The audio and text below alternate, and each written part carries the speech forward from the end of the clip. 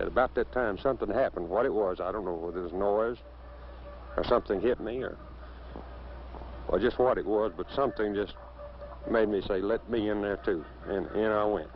And we pulled the door to, and no more and got it fastened, and everything broke loose. We hear debris hitting the cellar door, and the cellar door would, well, we were trying to decide whether to push on the cellar door or pull, because it was going one way 1 minute, one way the other way. You'd try to come in on us and then try to go out. All the trees that we do not climb, bridges we cross in our minds. Who are we fooling when we cry? When she says everything is fine overhead, clouds that look like mine. Oh, why can't she wish for brighter skies?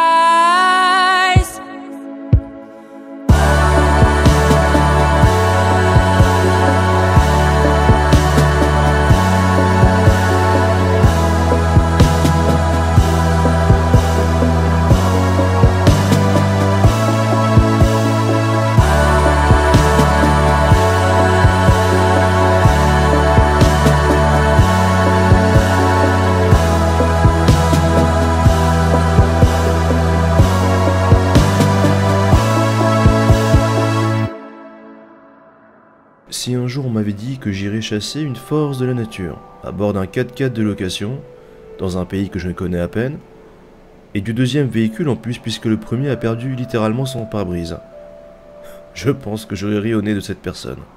Et pourtant, je suis là avec un Québécois que je connais à peine et qui partage un peu le goût de mon aventure, ou plutôt de mon univers un peu fou. Mais c'est un peu ça l'aventure, l'inconnu, sortir des sentiers battus, vivre sa vie à fond, sans rien regretter, malgré les prises de risques, parfois un peu osées. S'il y a bien une chose de laquelle je ne suis pas déçu et même fier en cette fin d'année, c'est de vous partager ces aventures que je vis aux quatre coins du globe, et cette aventure va s'achever pour cette première saison dans ce dernier épisode. Après 14 000 km, 15 états différents, des dizaines de fast-food et de rencontres, 5 contrôles de police, 2 amendes, une voiture endommagée, une biche sauvée et des frayeurs, mais aussi l'aide de notre météorologiste qui nous guide depuis la France pour nous aider à chasser ces tempêtes, notre voyage touche à son but. 15 jours, c'est peu, mais pour une première expérience et se faire les dents, c'est plus que suffisant. Et ce dernier épisode va nous le prouver.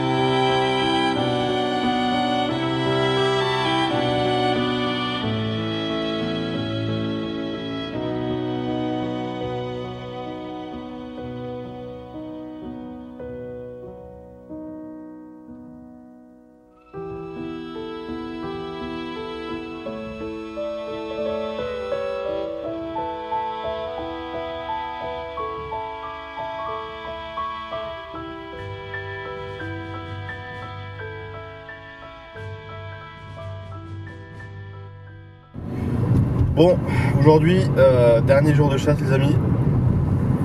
On se dirige vers le Nebraska, à Columbus.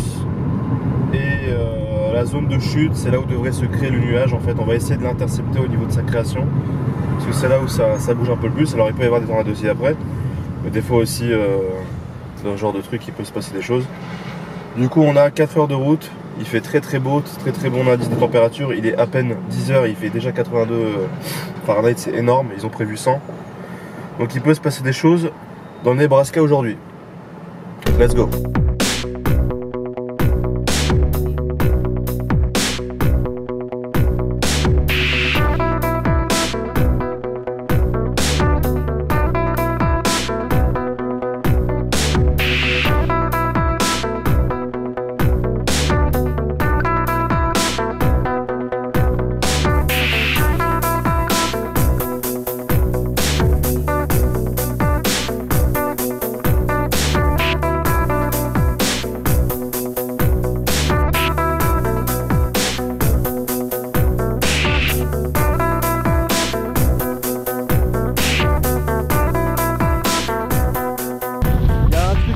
D'exploser là-bas.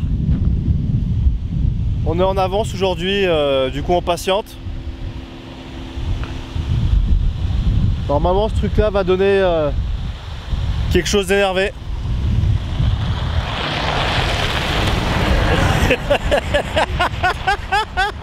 Il m'a regardé en mode mais qu'est-ce qu'il fait lui? Du coup bah, on attend de voir ce qui va se passer quoi. Tranquillement. Pendant que les Américains se foutent de ma gueule. Voilà, ça c'est la cellule qui est en train d'éclater. Normalement c'est censé donner une super cellule. Il est gros. Il est en face de nous. Est-ce que c'est lui qui va donner une super cellule? Je sais pas.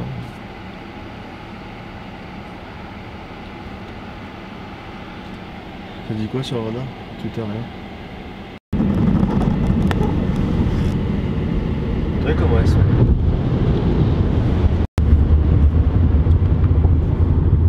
Bon les amis, c'est la cellule d'aujourd'hui ça. Elle est énorme. Là on va droit dedans, on va se taper je pense peut-être des grelons. Le pare-brise risque de fissurer, bon bah c'est les risques du métier. Par contre j'espère vraiment qu'il va pas casser. Là c'est vraiment un truc, j'espère vraiment qu'il va pas casser quoi. Ce qui me fait plus peur quoi. En tout cas on va en droit dedans et on est en tornado warning en face de nous les gars. Et c'est de loin la plus grosse cellule que j'ai vue de tous les 2 semaines en largeur. Elle doit faire au moins, je sais pas moi, 30, peut-être 20 miles de large. On voit pas le bout quoi. C'est hallucinant. Ah cette cellule, ça part de là-bas à gauche. Regardez, il va vous montrer tout doucement jusqu'où ça va quoi. C'est tout en face de nous. Et ça va tout là-bas à droite. Je vous laisse imaginer la taille de cet orage. Qui est une seule cellule pour l'instant. À gauche là-bas mec, il y a un truc. Il y a quelque chose, je sais pas mais... On est encore loin quoi, putain. 20 minutes quoi. T'as un mec en fait qui se balade sur l'autoroute en quad là-bas. Et sans casque. T'as vu ou pas?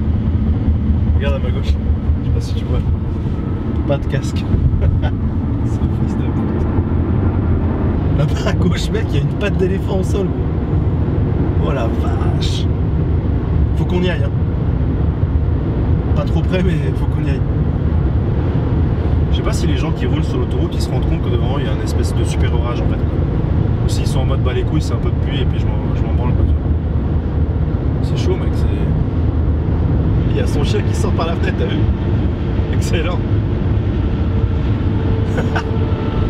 Le paysan, on dirait le mec qui nous a dépanné quoi. Ouais. Oh là ça rigole zéro mec. Mais je suis sûr que ça se passe à gauche là-bas. Faut qu'on y aille, putain, vite, vite, vite. 13 minutes encore. Ah mais c'est la maison de quelqu'un gros. Merde. Oh le fail.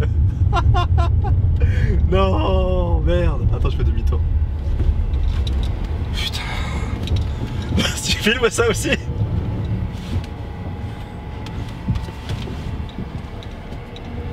Merde. Fuck. Ah.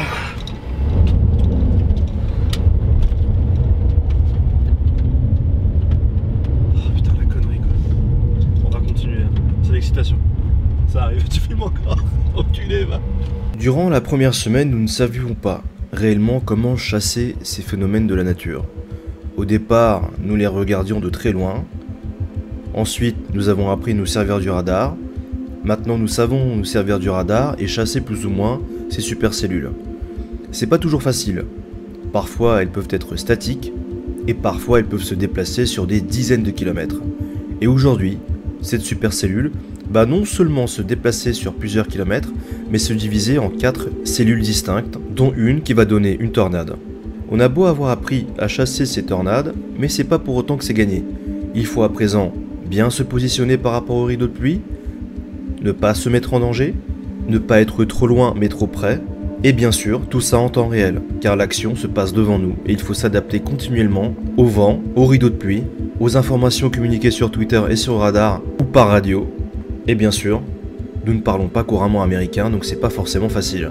Mais c'est pas pour autant peine perdue.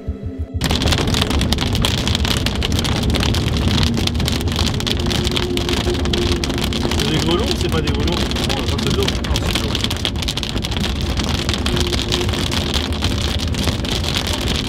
Ça tombe vénère hein, quand même.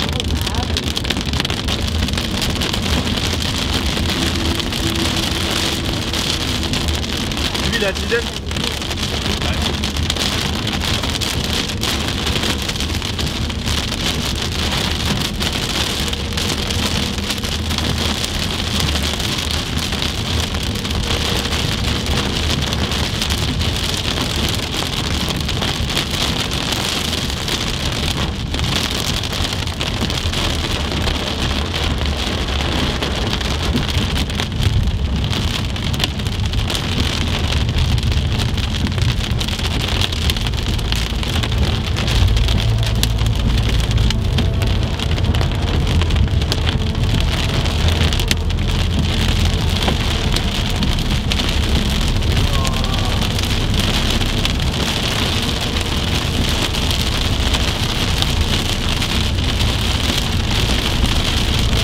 Pourquoi ils prennent devant?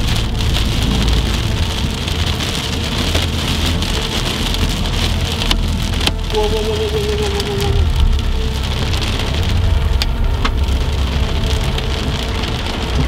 Il y a des golons mec. Beaucoup de vent.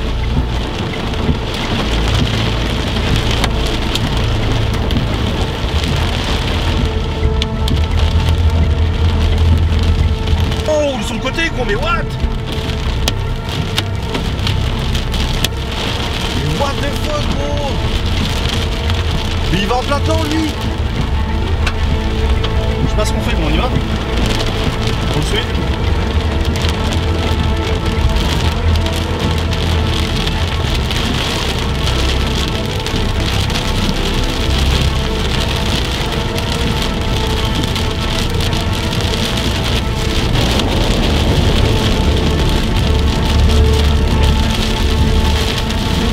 Il y a masse vent. Oh le vent gros.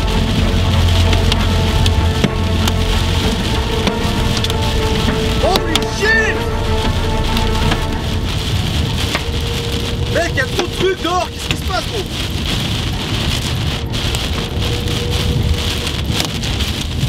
Je crois qu'on traverse le rideau de pluie. Oh, il y a tellement de vent gros. What?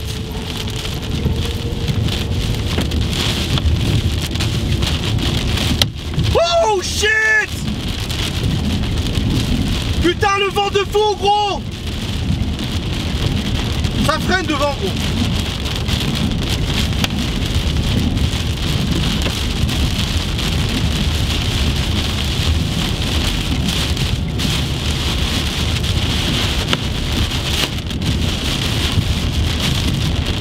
Là je suis en stress gros! Ma main est tremble gros! Je me sens pas bien!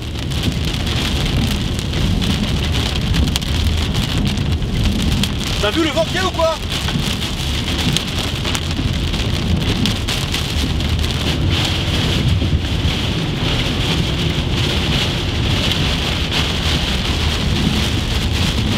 Oh, il y a un masse vent de ouf mec dehors. Oh là là.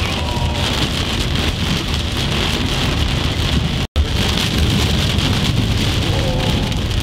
T'as vu le vent comment il encule la pluie quoi? Tu vois ça ou pas?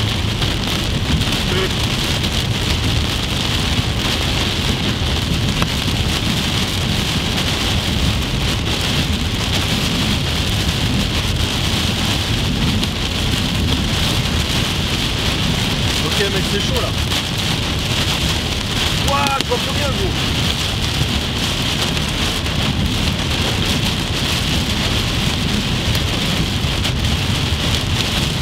Je vois plus la route, mec. Oh shit, je vois plus rien.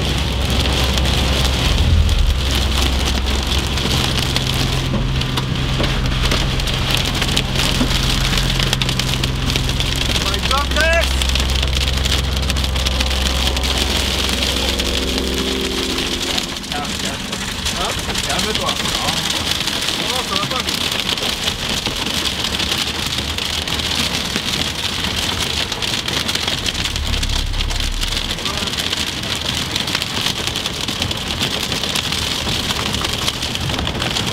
La route, excuse-moi.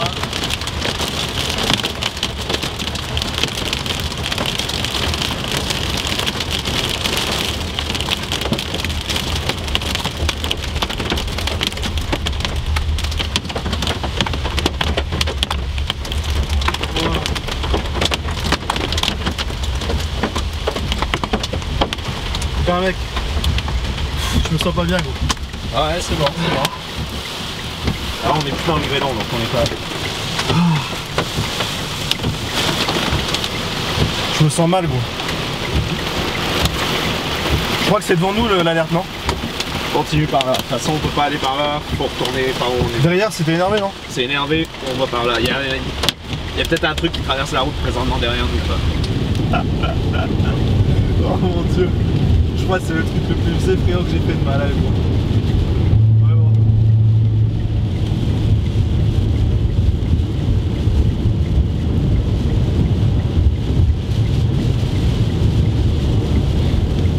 C'est pas ça.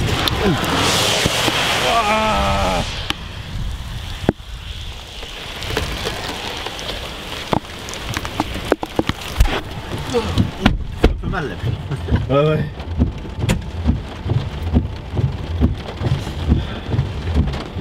Putain, on vient de passer un truc, t'en as dit que énervé de ouf mec. Ah, les gens ils ont tellement peur de se faire enfoirer, c'est qu'ils se mettent à l'abri en dessous et tout quoi. Pour pas abîmer les véhicules et tout quoi. Le camion t'as vu il est carrément sur le bas côté en warning et tout quoi. Mais t'as vu ce qu'il y a au-dessus de nous ou pas? Attention il est double. Arrête-toi à droite là. Regarde ce qu'il dit, t'es ride. Je vais sortir dehors pour voir ce qui se passe. Attends, je te sors.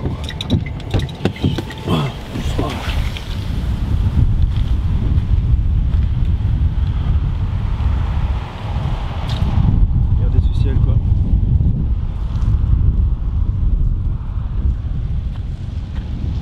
Wow.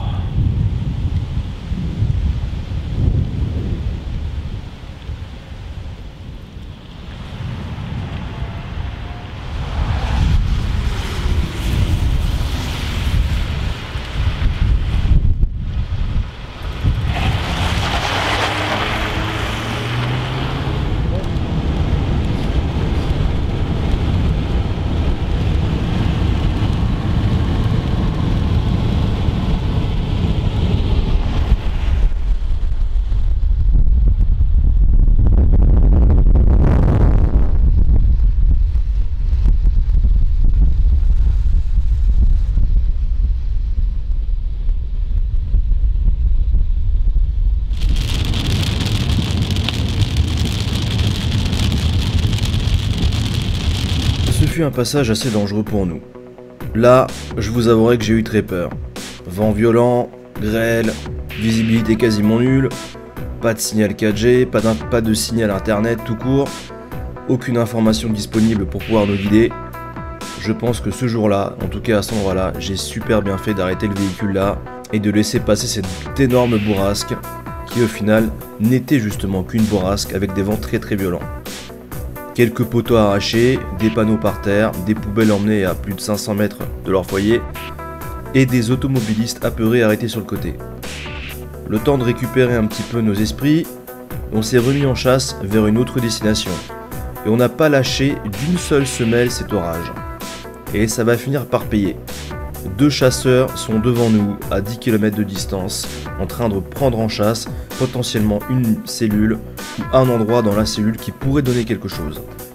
On a décidé d'y aller, et sur ce coup-là on va y aller franco, en prenant quelques risques, encore une fois. C'est un shérif ça?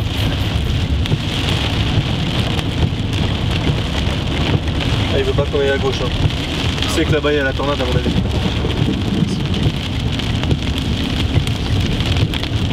Nous on tourne à la prochaine à gauche. À gauche? Ah ouais. Là où le shérif est en train de bloquer la route. Là c'est un chasseur devant je pense, il fait demi-tour. Ah il bloque la rue en face en fait.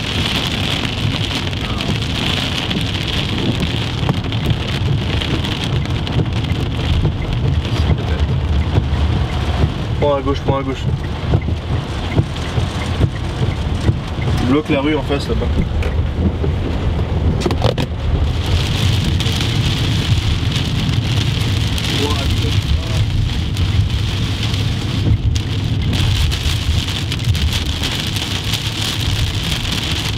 Là il y a du vent mec, ça repart en couille. Arrête-toi derrière aussi. Regarde ce que c'est comme voiture avant de... Avance doucement à côté. C'est un shérif qui bloque la route ou quoi? Ah non, c'est un mec de lambda.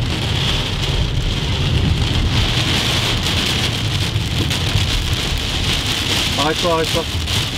C'est dangereux, on sait pas où on va là. Il n'y a pas de connexion. Il n'y a pas d'alerte tornade mais... Laisse passer le gros 4x4 là. Holy shit man. Ah il y va lui hein. Lui il y va. Ouais suis mais gentiment. On est dans les précipitations de la cellule arrière en fait là. C'est pour ça que ça bloque. Il n'y a pas d'alerte tornade.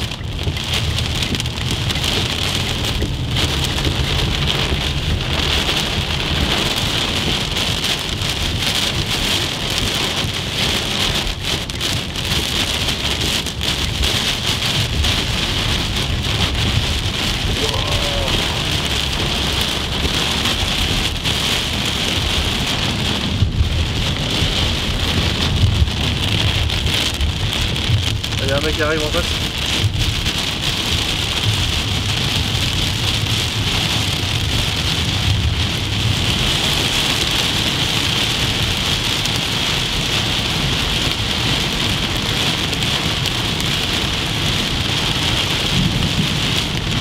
What the fuck?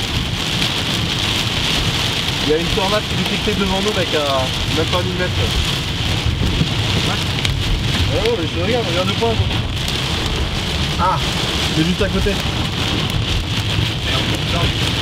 Bah à droite, mais attends, utilise la voiture de devant comme voiture que moi.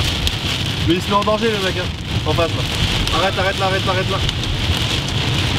là. Arrête ici, il s'arrête aussi. Oh, reste sur le côté. Oh my god, non, on va pas là-dedans, c'est un ouf, lui c'est un ouf. Pas le temps. Il y avait 2 voitures, il y en a une qui a fait du tour, qui a tombé quelqu'un.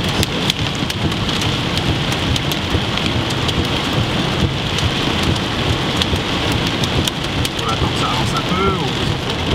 On attend là pour l'instant. L'alerte tornade est juste devant nous, distance 15 km. Le pire de toute chose est énervé. Il arrive une espèce des éclairs de fou.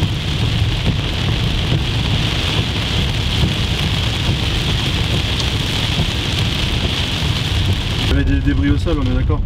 Vas-y, elle est en face de nous, suis. Go. Allez, je pense à moins de 7 km. Signature de tornade. Je sais que ça fait peur, mais il faut y aller.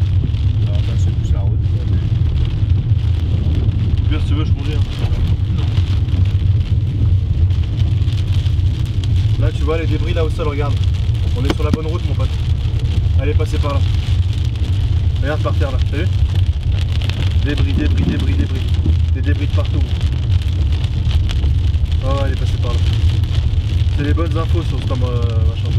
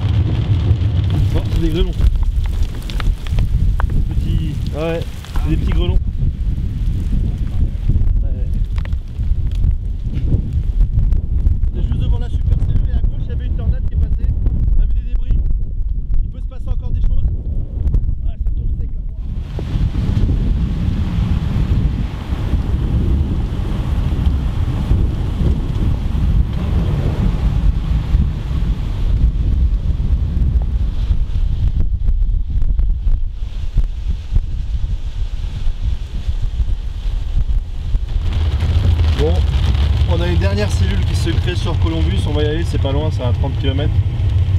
Dans la cellule qu'on a traversée, on n'a rien vu, il y avait des chasseurs aussi, ils n'ont rien vu non plus. Et là-bas par contre il y a des signes de rotation, on va aller voir. Wow, on va aller voir.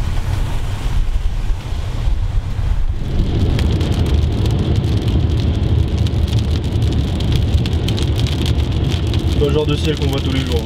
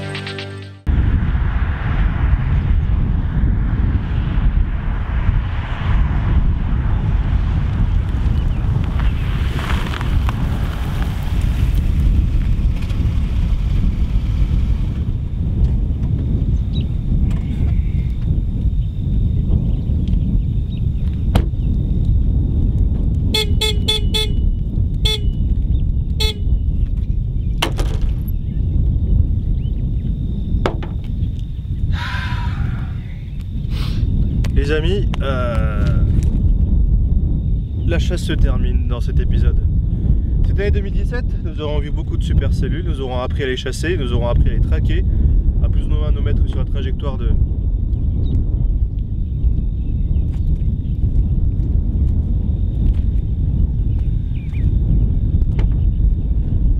à plus ou moins nous mettre sur la trajectoire de certaines tornades, qu'on n'a pas vu malheureusement, mais de très peu. Aujourd'hui c'était vraiment à ça quoi d'en voir une. Mais on n'en a pas vu. On a vu des petits tubas au loin, de loin, et ça a été confirmé sur Twitter avec des mecs qui ont pris des tubas de plus près en photo. Mais c'est pas facile de chasser les tornades. C'est une activité dure et il faut vraiment s'adapter à tous ces paramètres météorologiques.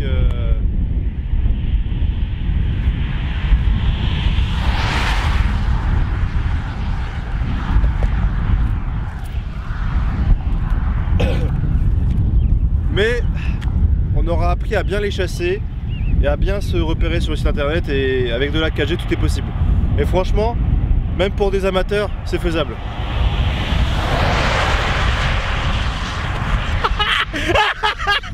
Bon, on n'a pas eu de tornade, mais l'aventure était incroyable. On a vraiment vu des choses que j'ai jamais vues de ma vie. Je sais pas, est-ce que Laure, t'as déjà vu des trucs comme ça? Jamais, on est d'accord. Et rien que pour ça, ça valait le coup de venir. Peut-être qu'il y aura une saison 2 en 2018 si on bat le record de vues et de likes sur ces vidéos. Hashtag franc-maçon. Non, je m'en branle. Likez ou commentez si vous voulez. L'important c'est de partager les gars. On est là pour créer. Mais c'est vrai que c'était quand même une aventure de dingue.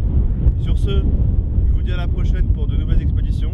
Celle-ci s'est déroulée en plusieurs épisodes parce que je trouvais ça plus intéressant de faire ça comme ça. On verra ce qui se passe dans le futur. Mais je pense qu'il y a encore des belles choses à faire.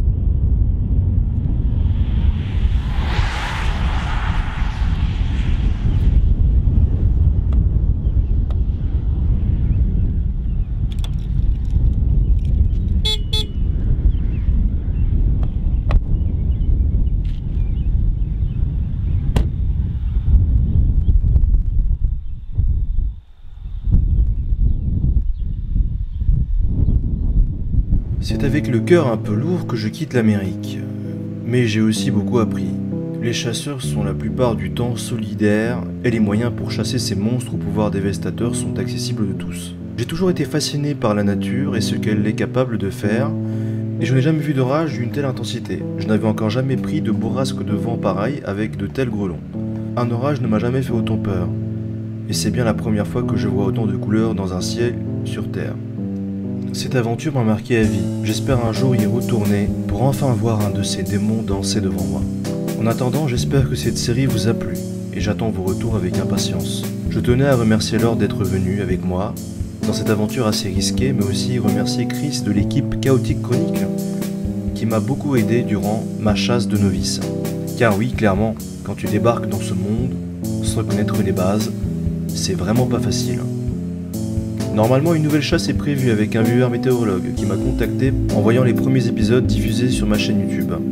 D'ailleurs, je mets mon email à disposition et si le cœur vous en dit, j'ai vraiment envie de monter une équipe de 3 ou 4 personnes pour remettre le couvert en 2018. J'ai beaucoup appris durant ces 15 jours et j'ai encore beaucoup à apprendre. Mais l'aventure ne fait que commencer pour moi dans la Tornado Alley. Bonne fête de fin d'année à vous, c'était Bibix et à très bientôt, ici ou ailleurs.